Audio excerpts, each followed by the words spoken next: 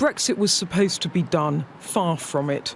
Trade between Great Britain and Northern Ireland now the centre of another Brexit war. The UK government wants to unpick the very deal it negotiated and signed.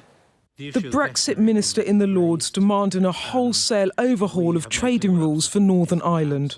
We've seen difficulties not just on the famous chilled meats issue, but on medicines, on pets, on movements of live animals, on seeds and plants, and on many others. Put very simply, we cannot go on as we are.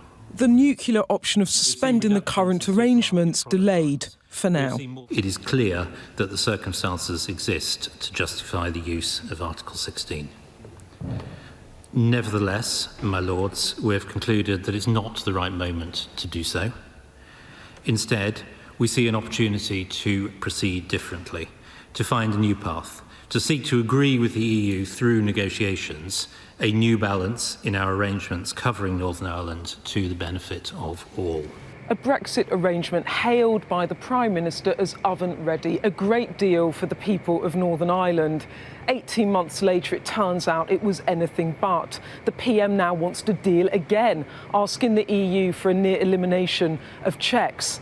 They know in there it will go down badly in Brussels, and that's not just because of the substance of the demands, but also because of the lack of trust now in the Johnson government. The EU says it will not renegotiate, but it has hinted it will at least play ball and perhaps avert a trade war. Ireland's Europe Minister clear where his continental colleagues are coming from. Our position, and I think the position of all our colleague member states, is that there's enough leeway within the treaties and protocol that we've agreed to make this thing move forward and to give finality and certainty to the situation. Without a full renegotiation? Our position is that we don't want to renegotiate the protocol. Position set, little hope of a breakthrough anytime soon. The UK's asked the EU to at least agree a standstill period to give negotiations more time. I don't think either side, particularly Northern Ireland, wants to see a significant escalation of tension. So you can see the attractiveness of at least having that standstill, kicking the can a bit and trying to find more time for negotiation. That's my instinct at the moment, because on the substance, I think the two sides are still just very far apart.